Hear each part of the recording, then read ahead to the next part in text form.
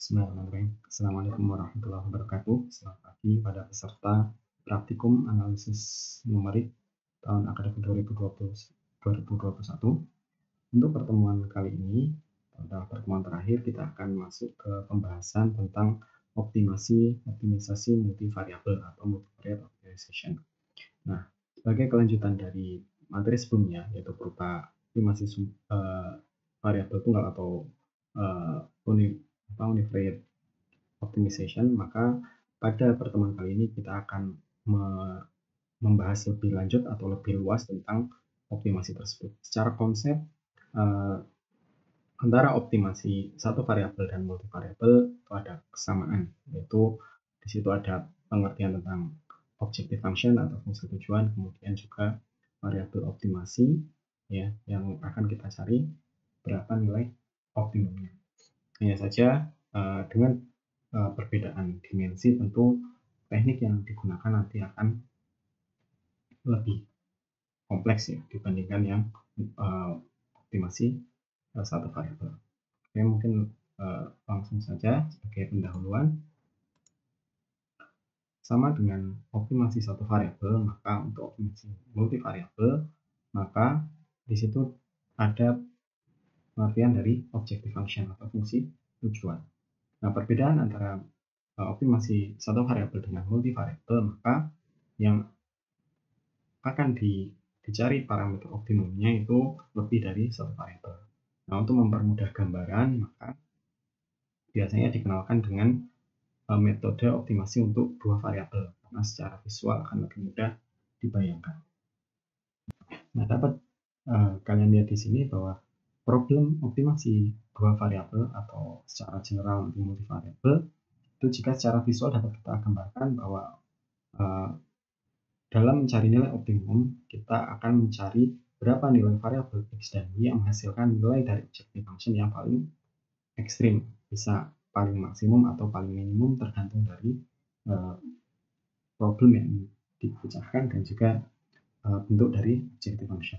Untuk kasus pada gambar ini, maka yang akan dicari adalah nilai ekstrim maksimumnya.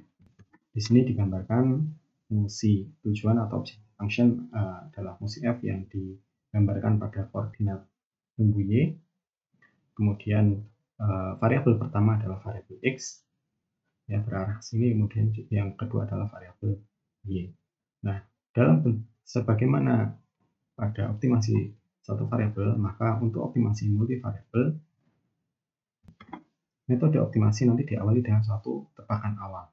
Misalkan dari satu titik tebakan awal, kemudian dilakukan iterasi sampai kemudian nilai variabel tersebut mencapai nilai fungsi yang ekstrim, bisa maksimum atau minimum.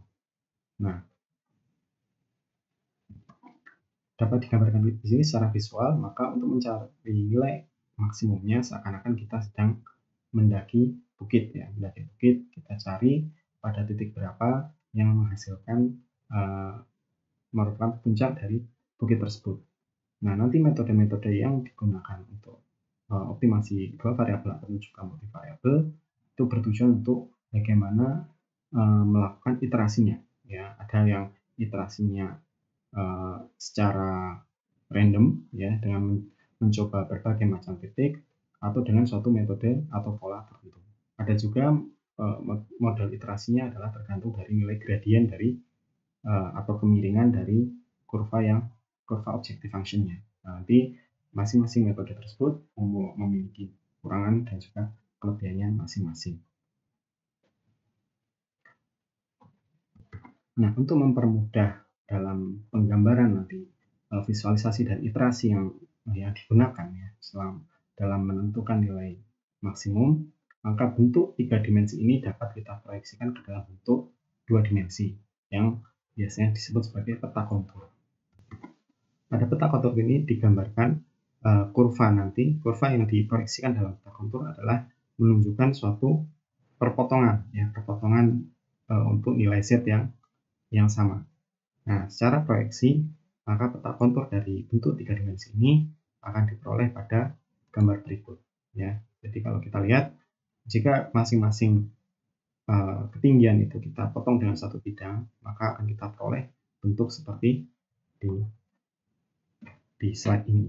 Jadi yang maksimum itu berada di tengah, kemudian nilai kontur untuk masing-masing ketinggian adalah melingkupinya sesuai dengan bentuk dari surface ataupun juga objective function yang digambarkan dalam 3 dimensi tadi.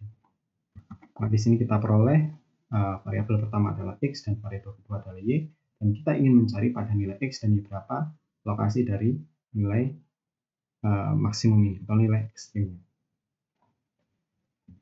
Jadi dengan penggambaran menggunakan peta kontur ini nanti dapat kita lihat bagaimana iterasi untuk masing-masing metode dari nilai tebakan awal, misalkan di titik di sini, untuk mencapai ke nilai tujuan. Dari sini dapat kita lihat efektif tidaknya masing-masing metode untuk mencari nilai optimumnya, ya, atau nilai maksimum dari objective function. Semakin efektif atau efisien satu metode, maka untuk mencapai nilai objective function, maka jumlah iterasi yang diperlukan menjadi semakin sedikit, yaitu artinya metodenya menjadi semakin efisien. Nah, saya harapkan kalian dapat memahami bagaimana memproyeksikan dari peta 3 dimensi tadi, ya. Jadi diambil potongan-potongan untuk tiap beda ketinggian, kemudian potongan-potongan tersebut diproyeksikan dalam peta kontur. Jadi di sini ada nilai maksimum, kemudian kita memiliki untuk nilai elevasi, nilai Z yang lebih rendah, semakin keluar semakin rendah. Oke, nah metode optimasi multivariabel itu bermacam-macam, ya, dengan masing-masing algoritmanya, ya, dan juga masing-masing kelebihan dan kekurangannya. Namun secara umum metode untuk pencarian optimasi multivariabel dapat dibagi menjadi dua, yaitu yang pertama adalah metode non gradient dan metode gradient. Nah, perbedaan dari kedua metode ini adalah pada metode non gradient maka dalam algoritmanya tidak diperlukan perhitungan gradient atau kemiringan dari objective function. Adapun untuk metode gradient maka dalam iterasinya ada perhitungan gradient atau kemiringan dari objective function. Untuk non gradient ada bermacam-macam. Jika mungkin untuk lebih detail bisa kalian pelajari di buku Capra, ada beberapa metode yang dibahas di situ. Secara umum ada metode random search atau pencarian acak. Di sini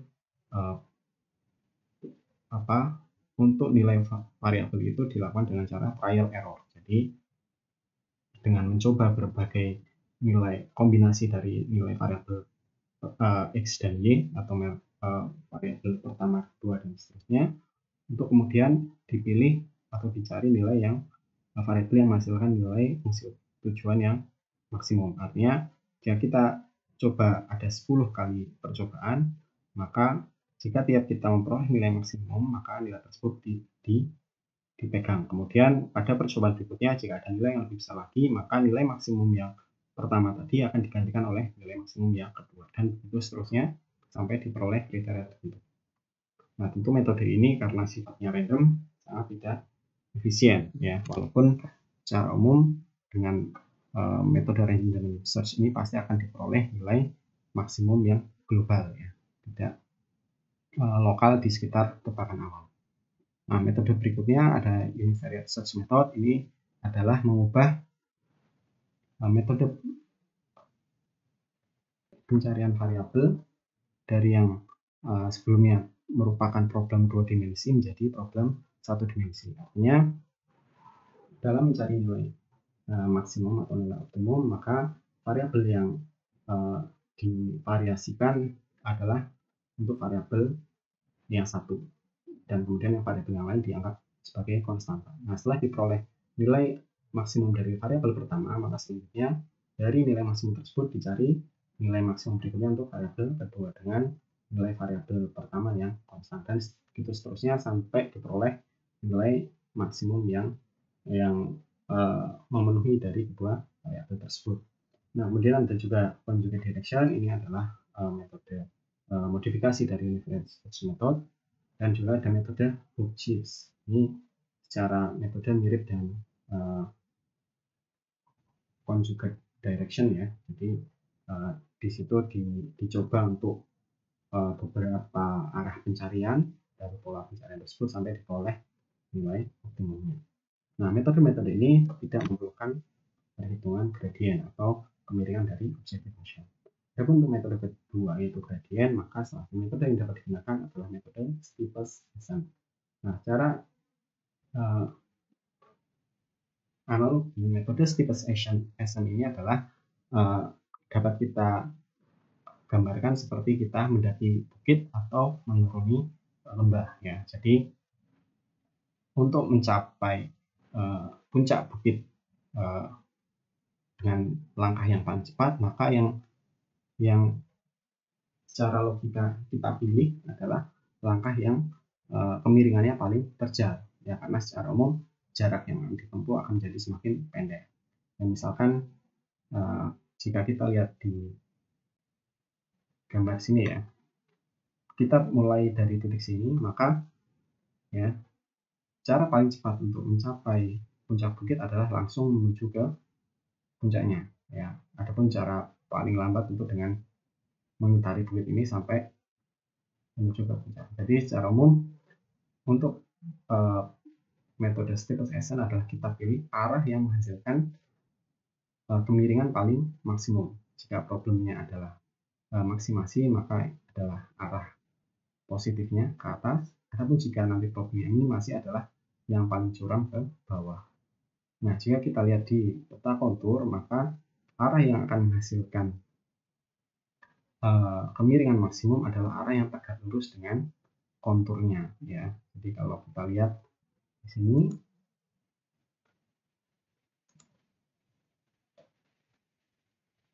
kita lihat jika kita mulai dari titik sini, maka arah paling curam adalah tegak lurus dengan konturnya, yaitu kita melangkah ke arah sana ya. Jika kita mulai dari titik sini, maka arah paling curam adalah ini sudah sana ya. Jadi arah tegak lurusnya, dan begitu seterusnya sampai nanti ketemu ke nilai optimum yang dicari. Nah, secara detail nanti akan dijelaskan berikut dengan algoritmanya pada saat pembahasan tentang metode Steeples-Hassan. Nah, dalam praktikum kali ini kita akan membahas dua macam metode, yaitu metode Hooke-Gibbs dan metode Steeples-Hassan. Untuk kedua metode tersebut, secara umum algoritmanya dan juga contoh programnya dapat kalian lihat di modul praktikum yang sudah dibagikan. Namun nanti akan kita jelaskan langkah-langkahnya tahap demi tahap agar kalian dapat lebih mudah memahami algoritma dan program yang ada di modul tersebut. Oke, ini adalah highlight dari metode Hooke-Gibbs ya. Jadi jika kalian baca algoritmanya yang ada di modul ataupun juga pembahasannya ada di modul, dapat kita ambilkan kesimpulan ya, semacam ringkasan dari metode tersebut. Nah, jadi intinya untuk metode Hooke-Gibbs ini adalah kita yang dilakukan adalah pertama menghitung nilai fungsi untuk tiap variabel ya, menghitung nilai objective function untuk tiap variabel dengan melakukan perubahan nilai dari variabel tersebut. Nah, untuk masing-masing variabel maka kemungkinan untuk perubahannya ada tiga. Yang pertama adalah ditambah dengan increment atau delta tertentu, atau dikurangi atau minus dengan suatu increment atau delta tertentu, atau tidak ditambah dan tidak dikurang atau tetap. Jadi kemungkinannya ada tiga ya. Jadi bisa ditambah, bisa dikurang, atau tetap di titik tersebut. Begitu juga untuk yang variabel berikutnya. Misalkan untuk X itu kemungkinannya ditambah untuk X, maka dia akan bergeser ke kanan ya. Misalkan dari titik awal di sini untuk X ke kanan kalau plus, kalau minus ke kiri. Untuk yang variabel kedua misalnya variabel Y, jika plus maka akan ke atas ya, jika minus akan ke bawah gitu. Jadi yang dilakukan adalah jika kita merubah nilai dari variabel dari posisi semua dengan suatu jarak tertentu ya, ditambah atau dikurang, bagaimana nilai objective function-nya berubah. Apakah semakin tinggi atau semakin rendah dari posisi yang ada saat ini. Jika problemnya adalah maksimasi, tentu kita menginginkan nilai objective function yang lebih tinggi, ya, karena kita akan mencari nilai yang paling maksimum. Namun jika problemnya adalah minimasi, tentu kita menginginkan nilai objective function yang lebih rendah. Nah, perubahan dari variabel itu berdasarkan suatu increment atau delta atau selisih tertentu. Nah, jika kalian lihat atau kalian review kembali pembahasan mengenai vektor, ya. Jadi jika kita lihat pergeseran atau perubahan nilai variabel ini sebagai vektor, maka dapat kita lihat bahwa perubahan positif dan juga negatif ini akan menentukan arah dari iterasinya atau arah dari variabel yang akan kita evaluasi, ya. Nah, arah ini bisa ke kanan atas, kiri atas, kanan bawah, atau ke kiri bawah, ya, tergantung dari nilai positif negatifnya untuk masing-masing variabel. Nah, untuk metode Gibbs ini, jika di satu arah tertentu menghasilkan nilai yang semakin mendekati nilai maksimum, maka dengan delta atau pergeseran yang sama, langkah perhitungan dapat diulang, ya, Misalkan pada saat evaluasi pertama, nilai yang memberikan nilai objective function yang lebih tinggi untuk aproximasi adalah ke kiri atas. Nah, dari sini dengan selisih atau jarak tertentu ini dapat diulang lagi untuk nilai berikutnya, ya. Nanti akan kita lihat gambarannya. Nah, pada saat dengan pergeseran tertentu tersebut tidak memberikan kenaikan dari nilai variabel, maka nilai deltanya ini akan dikurangi, ya. Dikurangi, kemudian dievaluasi lagi harusnya ke arah mana untuk pergerakan atau perubahan nilai variabelnya, apakah tetap di arah semula atau harus diubah, ya, itu nanti tergantung dari hasil evaluasinya. Nah, semakin mendekati nilai maksimum, maka nanti nilai delta atau increment ini akan semakin kecil, ya. Pada saat nilai increment ini semakin kecil dan lebih kecil dari kriteria yang ditetapkan, maka dapat disimpulkan bahwa pencarian nilai variabel ini sudah mencapai di titik finalnya atau titik maksimum atau minimumnya. Jadi nanti ada nilai batas yang menunjukkan bahwa iterasinya sudah selesai. Nah, seperti tadi dijelaskan sebelumnya, untuk metode Gibbs ini tidak diperlukan perhitungan gradien, ya, atau perhitungan kemiringan dari kurva objective function. Nah, jika kita lihat kembali untuk kasus yang di kurva 3 dimensi yang kita lihat sebelumnya, jika kemudian digambarkan menjadi kontur, ya, maka untuk metode Gibbs ini gambarannya adalah seperti ini. Misalkan kita secara visual kita dapat perkirakan nilai maksimumnya ada di titik tengah sini. Nah, pada metode Gibbs dari tebakan awal misalkan di titik sebelah kanan bawah ini, maka untuk iterasi pertama nilai variabel itu akan dievaluasi untuk arah positif dan negatif. Untuk X positif ke kanan, negatif ke kiri. Untuk Y positifnya ke atas, negatif ke bawah. Nah, dari sini dilihat pada arah mana yang memberikan nilai fungsi yang lebih tinggi dari nilai semula. Kalau kita lihat dari kontur ini, semakin ke dalam atau semakin kecil radius dari lingkaran ini menunjukkan nilai kontur yang semakin tinggi atau semakin mendekati puncak bukitnya, ya. Jadi untuk arah X ke kanan dan arah Y ke bawah ini tidak menunjukkan nilai objective function yang lebih tinggi. Maka arah yang dipilih untuk iterasi berikutnya adalah arah kiri atas, karena di sini dapat dilihat semakin menuju ke elevasi yang lebih tinggi.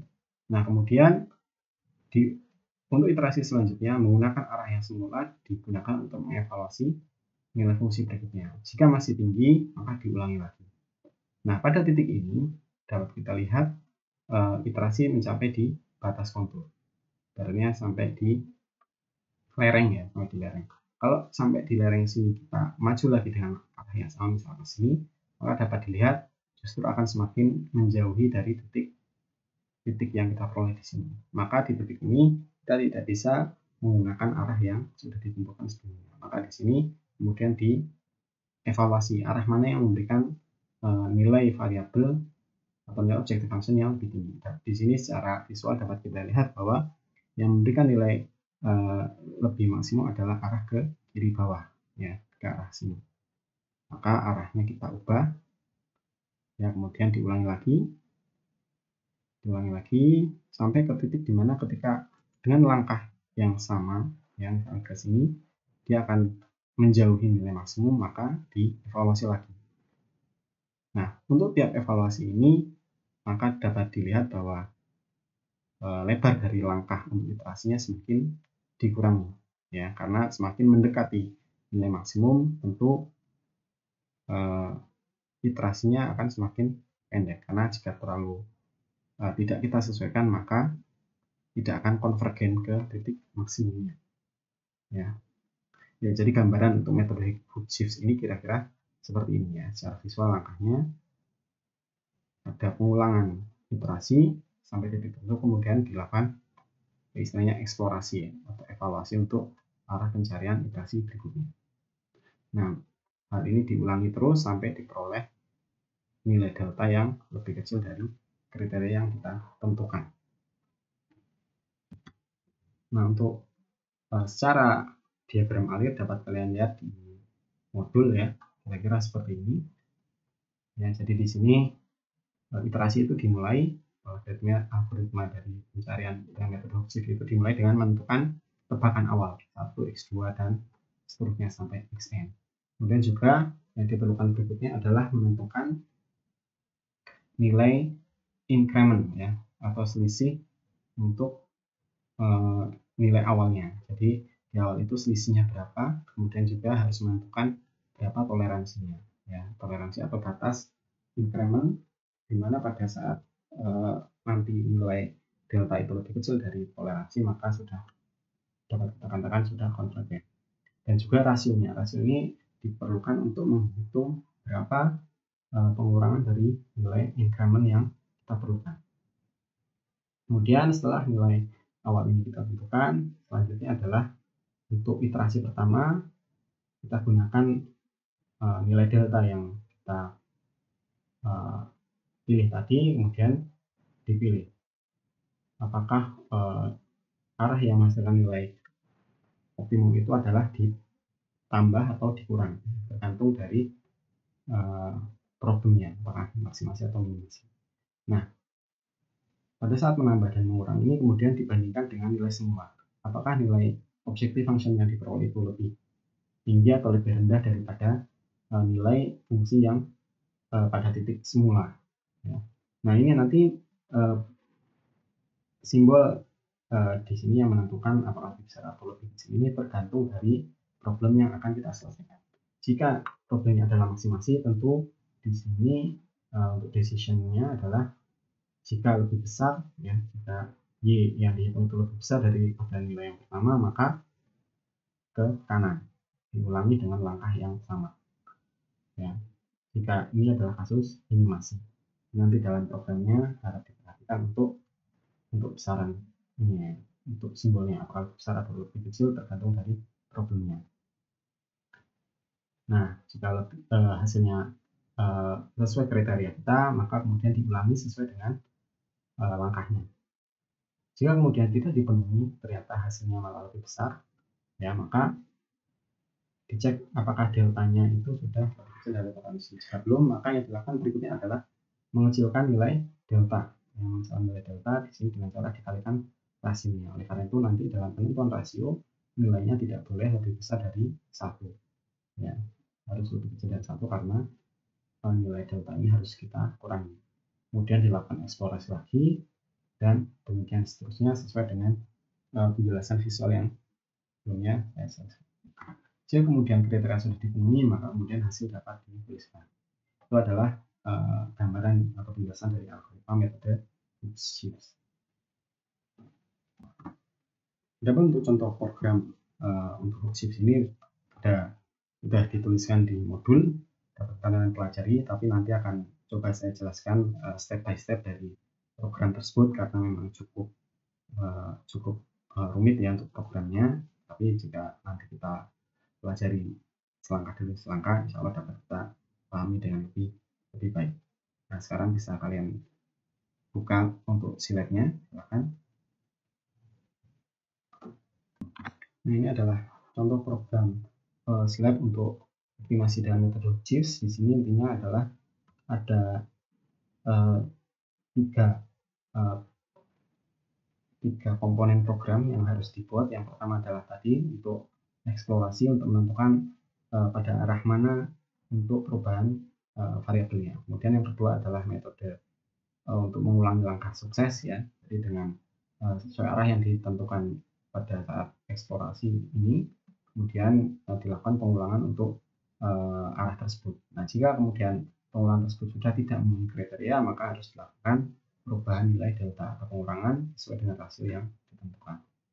Itu adalah gambarannya. Nah, kemudian di sini dapat kalian review kembali. Kita akan menggunakan string ya, menggunakan string di mana sintaks program itu diubah menjadi bentuk teks ya. Kemudian teks itu diberi nama dengan satu nama tertentu untuk memudahkan pemanggilan pada saat menggunakan program utama ya. Oke, akan kita jelaskan satu persatu. Silahkan kalian buka slide-nya.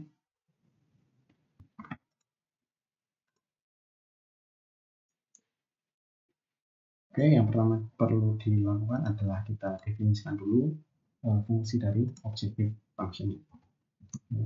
Seperti biasa, untuk program yang lebih rapi, maka kita bisa menggunakan clear dan CLC. Nah, kemudian pertama kita mendefinisikan fungsi. Fungsi bisa kita gunakan var atau function dan end function. Ini fungsinya diberi nama fungsi, kemudian variabel inputnya adalah x1 dan x2.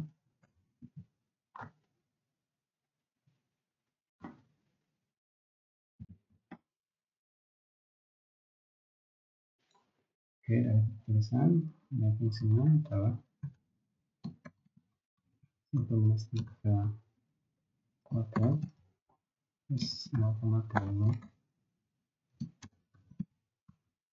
minus 6 kuadrat 7,5. Kita lihat ini adalah bentuk fungsi elips ya, fungsi elips. Nah, di sini adalah angka 2 atau kuadrat. Dan yang selanjutnya adalah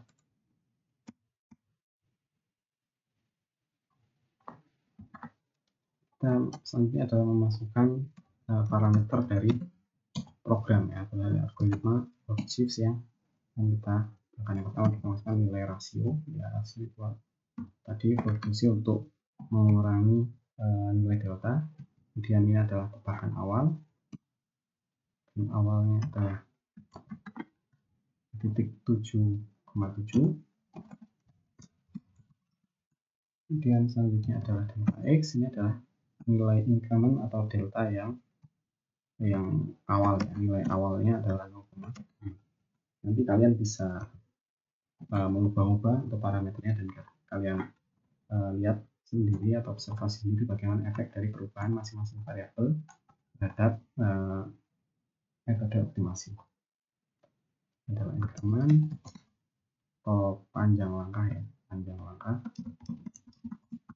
Kemudian ini adalah nilai toleransinya ya, toleransi batas bawah dari nilai panjang langkahnya. Misalkan pilih 1 eksponen minus 6.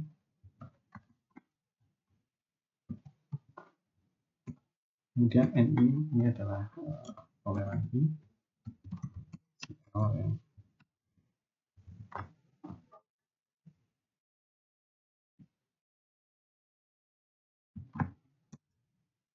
Kemudian N ini adalah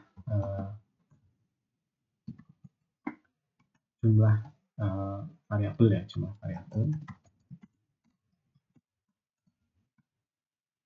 Kemudian kita bisa tambahkan misalkan untuk menentukan berapa iterasinya, maka nilai awal dari iterasi 1. Oke, kemudian untuk menjalankan program ya, sama dengan metode optimasi satu variabel yang sebelumnya saya jelaskan, sangat saya rekomendasikan untuk memplot fungsi atau objective function yang akan kalian optimasikan. Karena dengan kita memplot objective function, maka kita dapat melihat perilaku atau bentukan dari problem yang akan kita optimasikan. Jadi kita bisa menentukan di mana tebakan awal dan dapat kita perkirakan pada titik mana nilai variabel yang optimum ya, untuk kemudian mengefektifkan metode optimasi yang akan kita lakukan.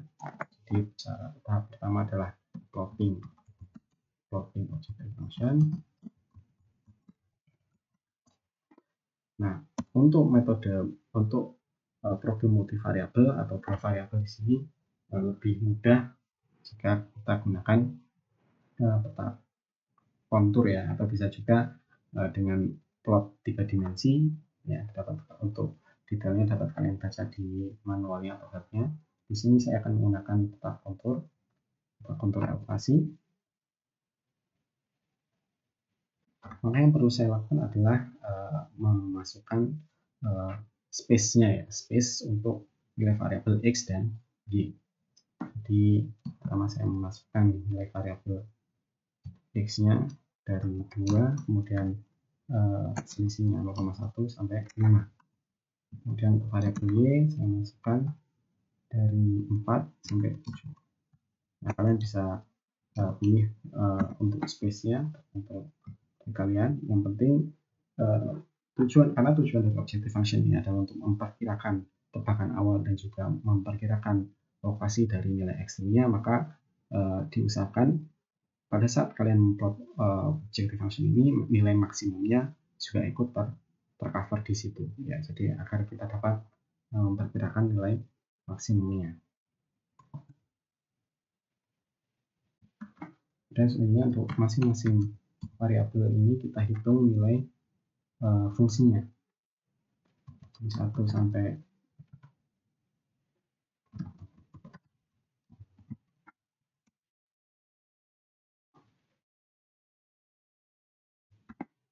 dan untuk C yang itu untuk koordinat X, yang C untuk koordinat Y-nya.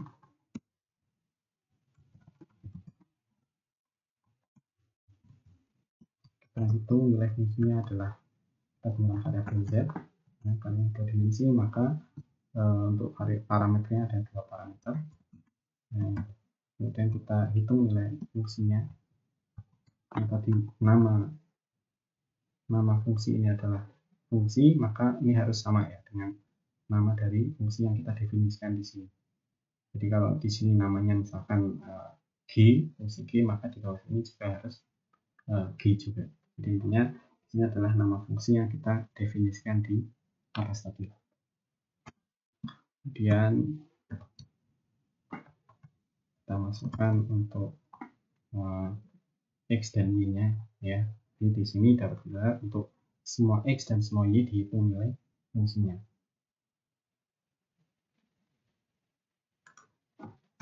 Oke, kemudian setelah nilai fungsi untuk space yang kita pilih sudah dihitung, maka kita menggunakan plotnya. Kita akan menggunakan plot kontur. Ya, kita gunakan fungsi kontur ya, dapat kalian baca di help untuk selanjutnya. Kemudian saya pilih interval yang akan ke 20 ya, 20 interval. Kemudian untuk like ini menunjukkan tipe dari peta kontur yang akan kita buat. Penjelasannya ada di manual. Oke.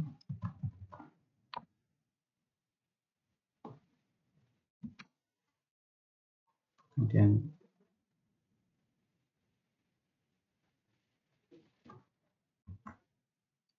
dapat kita simpan ya, untuk sebelum kita run dapat kita simpan. kemudian kita coba run. Nah, dapat dilihat hasil peta kontur yang kita buat. Nah, dari sini dapat diperkirakan ya bahwa nilai maksimum dari fungsi ini ada di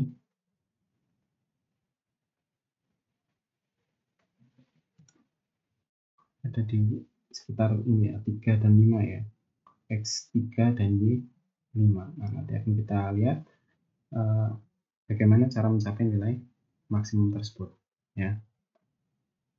Jadi dari nilai tebalan awal, peta ini dapat digunakan untuk memperkirakan nilai maksimum dari fungsi yang akan kita optimasikan.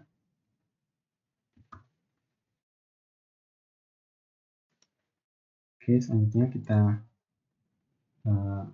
lanjutkan.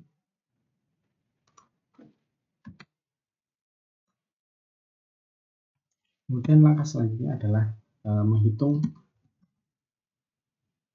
menginisialisasi dari iterasinya.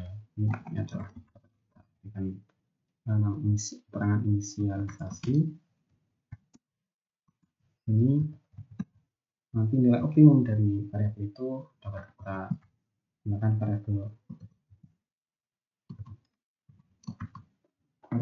FOPT ya, atau nilai F optimum. Kemudian nilai F optimum untuk kondisi awal dihitung menggunakan nilai X yang kita gunakan sebagai tebakan awal.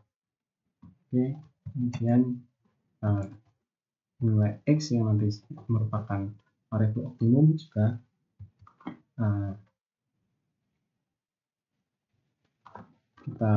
kita desain pertama dengan variabel awal. Nah, di sini kalian perlu diingat kembali bahwa X di sini adalah variabel berupa array ya. Jadi ada berapa anggota, di sini anggotanya ada 2 nilai, X1 dan X2. Maka XOPT pun merupakan array. Beda dengan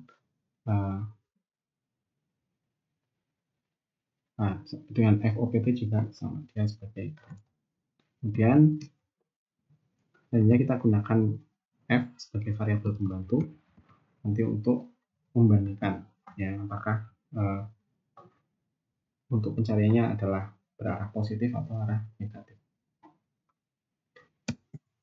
Oke, kemudian seperti tadi saya jelaskan dan dapat dilihat di modul bahwa dalam program untuk Shift ini terdiri atas beberapa sub prosedur atau sub program ya. Di sini harus dituliskan terlebih dahulu menggunakan string ya. Jadi kan di situ ada prosedur untuk mengecek delta atau increment dari untuk langkah iterasi. Nah, di sini di modul kalian digunakan nama program check delta atau check del. Kalian bisa menggunakan nama-nama lain ya sesuai yang paling mudah menurut kalian. Ya. Jadi yang ini adalah nama dari programnya ya. Nah, untuk string selalu diawali dengan tanda kurung biasa dan kurung siku. Nah, untuk agar tidak sampai terlewat, ini harus dituliskan di depan. Nah, setelah itu semua teks program yang kalian tulis harus ada di dalam tanda ketik yang menandakan bahwa itu sebagai teks.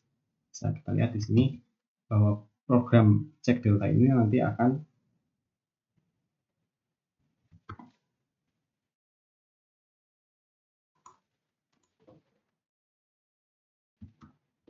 berfungsi untuk sebagai kriteria apakah program kita sudah memenuhi toleransi yang dibutuhkan atau belum.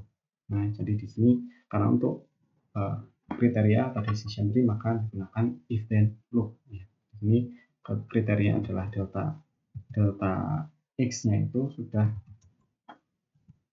lebih kecil dari toleransi atau belum. Ini toleransi 1 dan kemudian ini artinya adalah n. Ya, jika keduanya sudah memenuhi maka masuk ke prosedur berikutnya.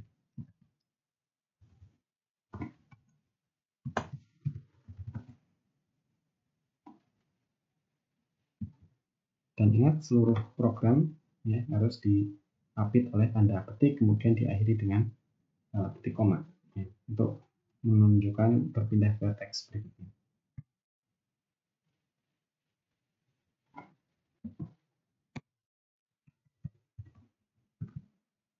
Kemudian untuk mempermudah pembacaan program maka dapat sangat disarankan untuk merapikan program yang kalian tulis agar lebih mudah dibaca. Ya, misalkan dengan menggunakan tab atau dibuat menjorok agar kalian bisa tahu mana pasangan atau loop yang kalian gunakan. Oke, ini adalah programnya sudah ketik. Di sini intinya adalah jika nilai delta x itu baik untuk variabel 1 dan variabel 2 sudah lebih kecil dari batas yang ditentukan, maka yang dilakukan oleh program cek delta ini adalah menampilkan nilai optimum yang sudah diperoleh dan menampilkan deltanya. Jika kriteria di atas tidak dipenuhi, maka yang dilakukan adalah nilai delta itu dikurangi berdasarkan rasio yang sudah ditentukan. Nah, setelah dikurangi, maka program ini akan mengeksekut program eksplorasi, subprogram eksplorasi yang nanti akan ditulis. Nah, jadi dengan menggunakan execute string atau str ini kita dapat mengeksekusi suatu program yang kompleks cukup dengan melakukan pemanggilan ya, assignment menggunakan fungsi execute string. Jadi akan relatif lebih praktis. Ya, kemudian harus diperhatikan untuk perapian programnya. Nah, kemudian subprogram kedua yang kita buat adalah untuk mengulangi langkah tes.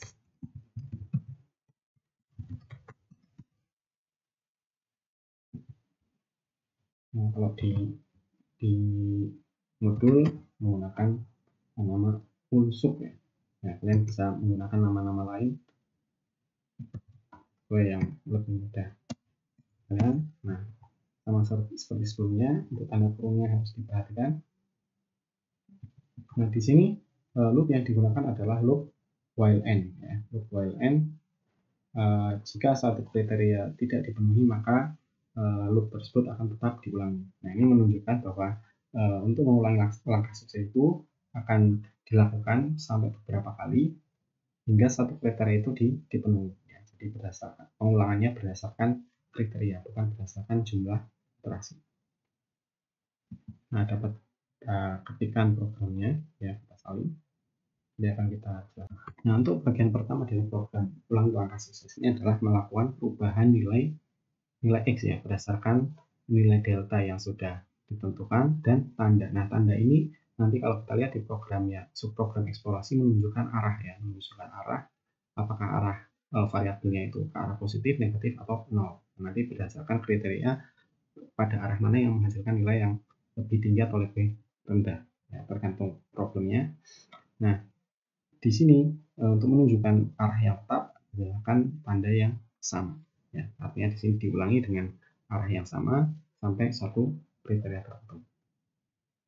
Kemudian selanjutnya nilai fungsi atau objective function ini dihitung untuk nilai x yang sudah diperbarui. Dan dilanjutkan.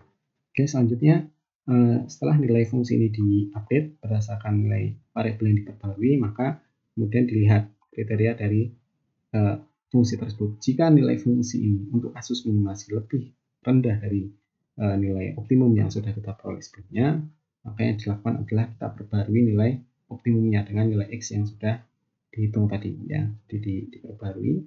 Nah, jika nilainya tidak sesuai ya, atau tidak lebih kecil, maka yang dilakukan adalah break, artinya stop loop while n.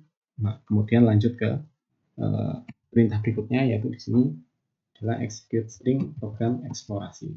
Program eksplorasi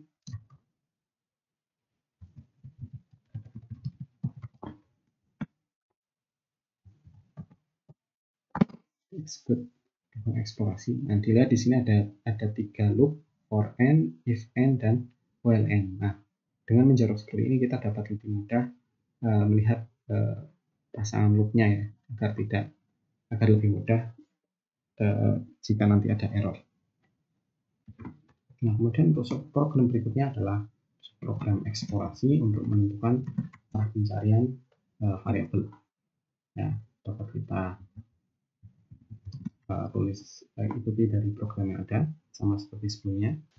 Nah, ini adalah bagian pertama untuk subprogram eksplorasi. Jadi yang dilakukan adalah di sini tujuannya adalah untuk mencari arah dari pencariannya, apakah arah positif atau arah negatif atau arah 0. Nah, arah tersebut ditunjukkan dengan variabel tanda di sini. Tanda di mana secara default awalnya adalah kita tetapkan nilai atau arah tanda itu adalah 0. Artinya jika nanti kriteria tidak memenuhi, maka nilai variabel itu tidak berubah. Ya, kemudian pertama kita coba dengan untuk arah positif ya, untuk arah positif jika nilai x itu digeser searah positif dengan delta x tertentu tadi, maka kita evaluasi berapa nilai fungsinya. Jika kemudian nilai fungsi tersebut lebih rendah daripada nilai optimum yang sudah kita peroleh sebelumnya, maka nilai x optimum yang ada tadi diperbarui dengan nilai x yang baru. Ya, kemudian nilai f optimumnya juga diperbarui dan kita gunakan tanda plus di sini. Adapun sebaliknya, else ya, jika nilai yang memenuhi atau lebih rendah itu ada menggunakan negatif ya atau dikurangi, maka yang dilakukan adalah kita gunakan tanda negatif di sini dan nilai x optimum dan f optimumnya diupdate berdasarkan nilai x yang ada di sini. Nah, jika kriteria ini tidak dipenuhi ya, baik ke arah positif atau negatif, tidak menghasilkan nilai fungsi yang lebih rendah daripada nilai f optimum sebelumnya, maka tandanya adalah 0, artinya nilai variabel itu tetap tidak digeser atau tidak diubah. Sama, perhatikan kerapian dari program agar mempermudah pada saat nanti ada error ya, untuk error tracing. Kemudian bagian kedua adalah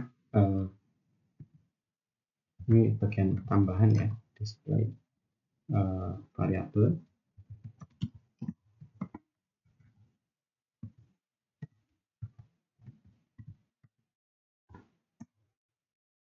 Nah, berdasarkan algoritma program tadi, jika kita peroleh nilai yang negatif atau lebih rendah daripada optimum pada arah tertentu, maka yang dilakukan ada kita panggil program ulang sukses ya, mengulangi langkah sukses. Nah, di sini kriterianya adalah jika nilai atau jika tanda tadi lebih besar dari 0, ya apakah plus atau minus, artinya ketika variabel itu harus dipindahkan atau harus digeser dari variabel semula, maka digunakan langkah sukses. Nah, di sini kita gunakan kriteria nilai absolut dari tanda, ya, baik yang untuk variabel 1 dan variabel 2 itu lebih besar dari 0. Kemudian atau ya, ini menunjukkan atau.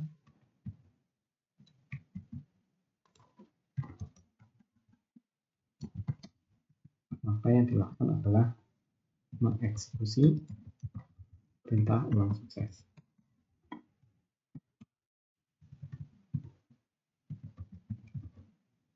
Nah, jika kriteria ini tidak terpenuhi, artinya jika kedua variabel itu sudah tidak bisa digeser lagi atau di titik itu sudah maksimum, maka yang dilakukan adalah mengecek kembali nilai deltanya atau menyesuaikan mengubah nilai delta agar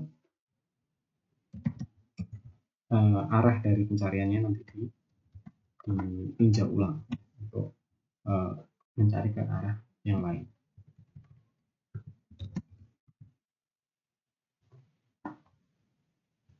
Oke. Nah, untuk menginisiasi program ini, maka dapat kita lakukan dengan mengeksekusi subprogram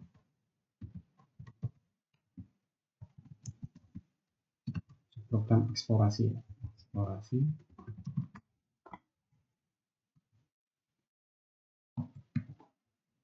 Nah, ini untuk mencari hasil.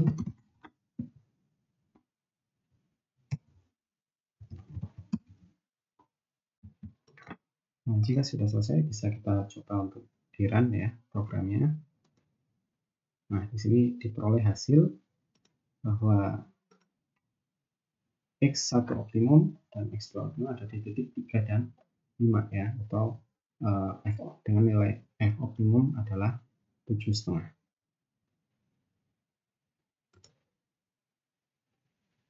Nah, jika kita lihat kembali grafik yang sudah kita buat, maka cukup akurat ya di nilai di titik 3 dan 5. Di sini nilai minimumnya adalah 7,5. Nah, untuk menampilkan data iterasi ya selama perhitungan dapat kita tambahkan subprogram untuk yang berfungsi untuk menampilkan iterasi dan iterasi selama proses perhitungan itu berlangsung, program itu berlangsung. Misalkan di bagian eksplorasi ini dapat kita tambahkan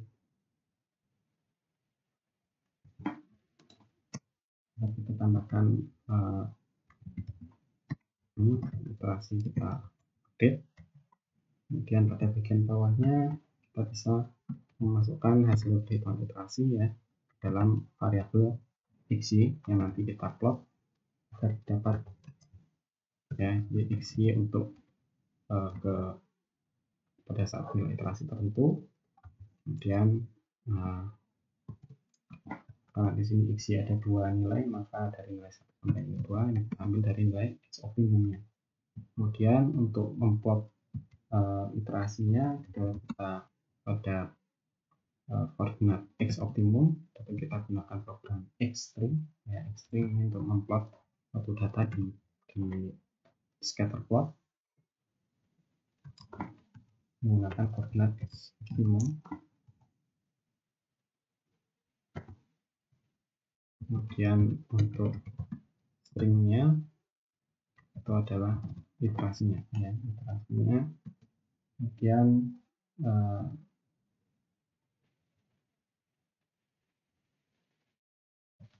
dapat tambahan ini. Kemudian di bawah dapat kita plot untuk xy-nya. Xy-nya dapat kita plot yang nanti dapat terlihat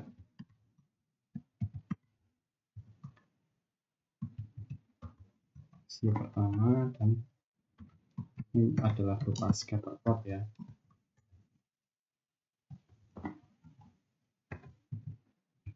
Kemudian ini adalah setting dari plotnya. Dan dapat kita tambahkan setting lain. Ini adalah untuk pengaturan tampilan saja, ini tambahan saja.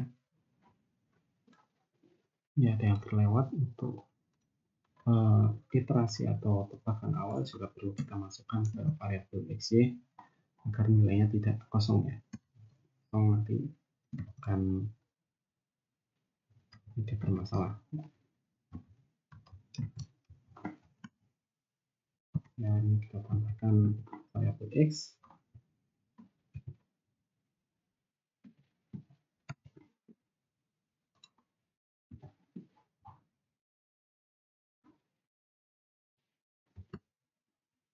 Dan jika kita run, kita peroleh gambaran dari iterasi ya, dari tebakan awal tadi 7,7 sampai ke titik optimumnya di sini ya. Dari dari titik awal dapat kita lihat perpindahan dari nilai tebakan ya, nilai tebakannya dan juga arahnya ya, arah dari iterasi tadi. Nah, di sini dapat dilihat semakin mendekati nilai maksimum maka langkah untuk iterasinya akan semakin kecil. Nah, pada saat langkah itu sudah lebih kecil dari suatu kriteria tertentu, maka iterasi itu dihentikan dan programnya sudah konvergen dan mencapai hasil yang diinginkan. Oke, itu adalah metode hook shift untuk optimasi multivariabel. Oke, untuk selanjutnya kita akan membahas metode step ascent ya. Nanti akan kita jelaskan sekilas dan bagaimana cara pembuatan program.